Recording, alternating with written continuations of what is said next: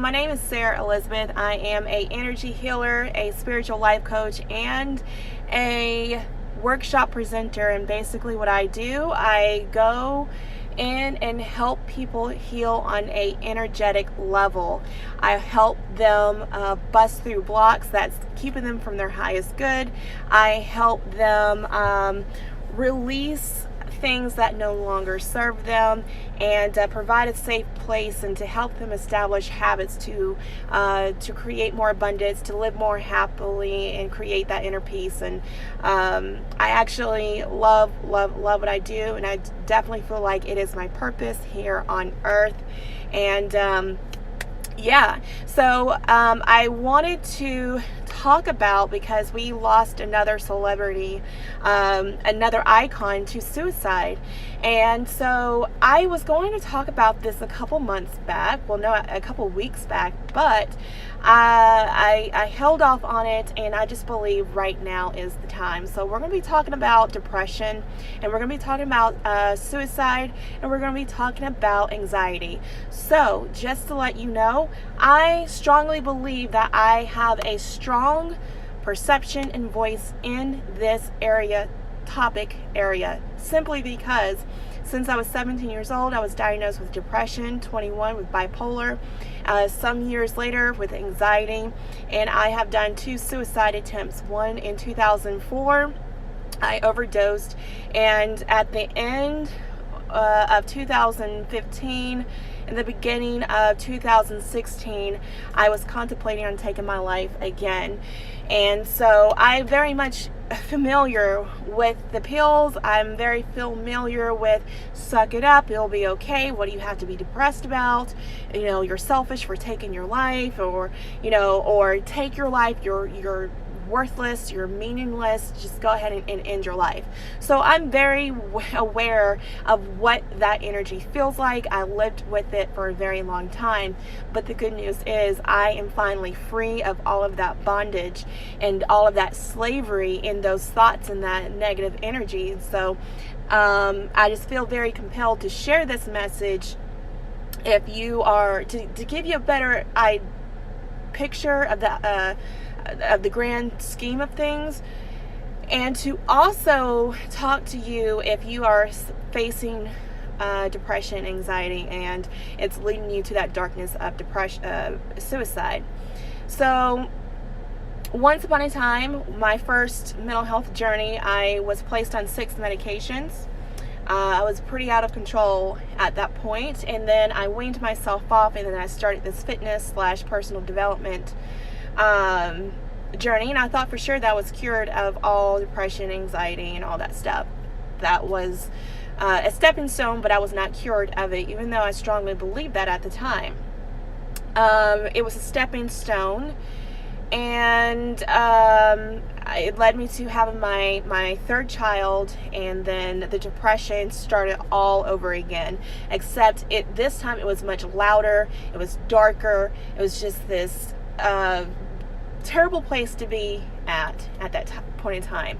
And something was telling me to talk to my husband, and I knew my husband's beliefs and views about depression, and I was very reluctant. But when I had the idea, when I was about to start physically going into that realm, something told me to talk to him. And so I did, and I was received with so much love and so much caring for my husband. It really blew my mind. And at that time, like 2 months before all this went down, he received a training, a suicide prevention training. And it triggered him, okay, let's get up. Like, it just did all this crazy, cool, amazing stuff. So my second mental health journey, I was put on 3 medications to balance myself out. And this time, I was like, okay, I need to figure out how to fix this. I knew that taking pills was not the answer. I did not want that to be the answer. So when you are prescribed on medication to help you with depression and anxiety and all that stuff, medication is meant to be used as a bridge for you to cross over to learn how to cope and properly heal from depression. Okay, depression, pills are not meant for you to keep taking and to get a higher dose of, because eventually it's not going to work. Okay, you will succumb to that darkness eventually. Trust me, I know. So I strongly embraced medication the second time around as a bridge. It is meant to help you cross to the other side. Number 2, what I have learned, long story short, is that depression and anxiety is a call to come home within. Okay, so our bodies are designed to heal us. Our bodies are designed to help us predict the future, or to help us be in line with ourselves, or in those realms. And what your body is doing is saying, hey, I need to talk to you. Hey, I want to teach you something. Hey, let's bring it in. But what has happened is that society has brainwashed us to not trust ourselves, and to trust this blue little pill and just say, shut up, sit there, and this is the way it's supposed to be. You're going to suffer. And remember, call 1-800 don't take your life if you feel like you're going to take your life, so we can just prescribe you on some more bullshit. Trust me, I know how this works. So I have learned that anxiety and depression is a spiritual calling for you to come home and for you to heal the wounds that is causing you anxiety and that is causing you depression. A beautiful soul told me once upon a time that when you are facing depression, you have had emotional experience that has kept you in the past, that is keeping you depressed, and you have had an emotional experience that is causing you to fear the future, which is causing you anxiety. So that is what those anxiety and depression is. That's what that is. Okay, you've had an emotional experience that has kept you in the past, or it has you fearing in the future. And what I have learned from myself, when I finally answered the call saying, okay, what is this? What is this? I learned a lot of my depression was stemmed from a lot of my childhood. I had things dumped on me. I have seen things that no child should see. I have heard things that no child should hear. I've been shitted on. I've been dumped on. And I believed, because nobody else taught me to believe in something different, including the doctors that I trusted with my health, that you are a nobody, you're no good, and you will not amount to anything. But take this pill, because it's going to make it go all away. Okay? So, even if you don't believe in an energy that is bigger or grander than yourself, if you're facing anxiety and depression, I'm talking to you. You're going to have to believe that something inside of you is calling you home to figure this out, so you could start healing and you could start moving forward, so you don't have to believe in that darkness where you take your own life. Okay? So I have 3 things on my mind that I want to share. So that was the background, and that is my belief, and I'm sticking to it, strongly sticking to it. First, shout out to the government who is governing all of these organizations to find a cure, who has it scientifically proven that we have a chemical imbalance.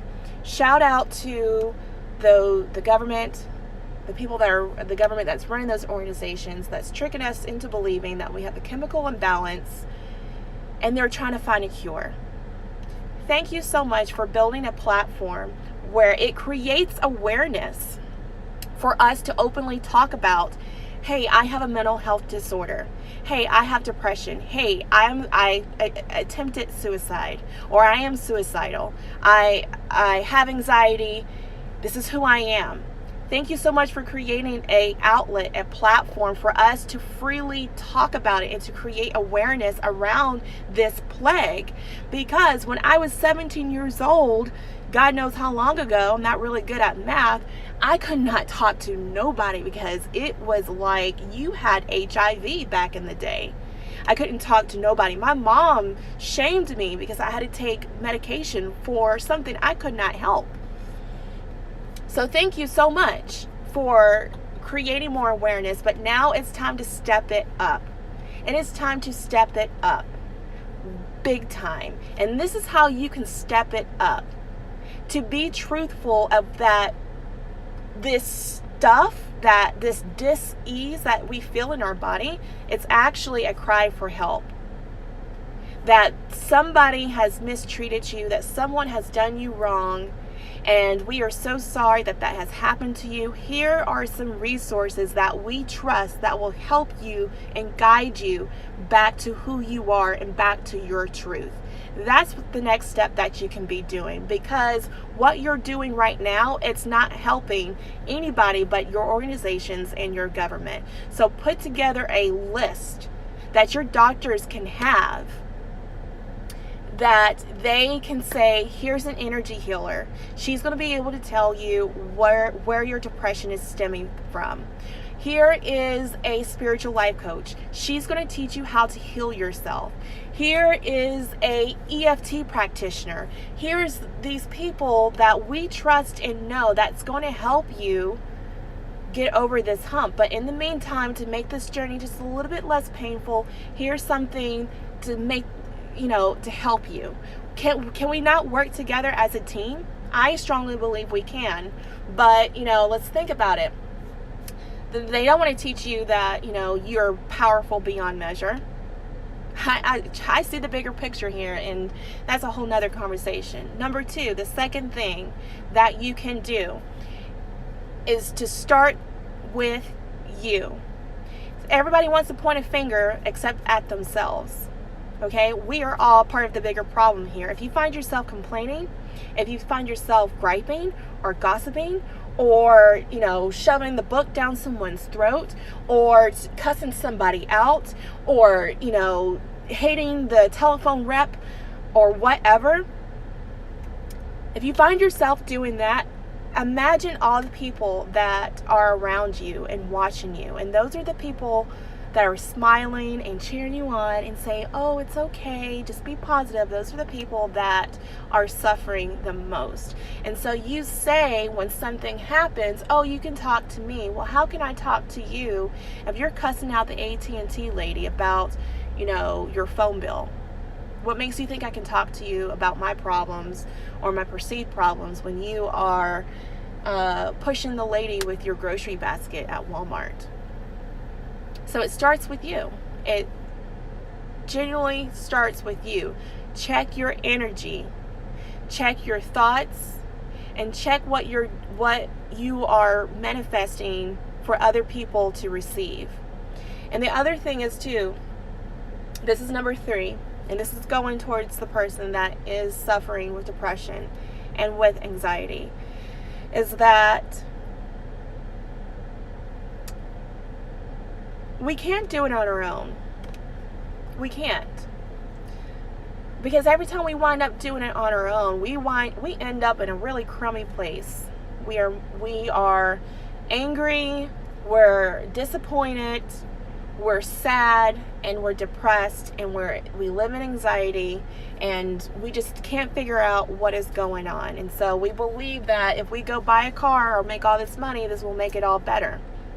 That's not the case.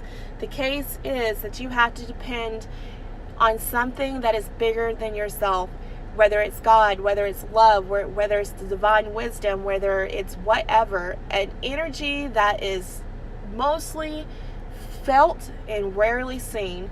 That is something that you have to call in and bring into your life and say, okay, show me what this depression is, and show me where it stems from, and how can I officially heal it.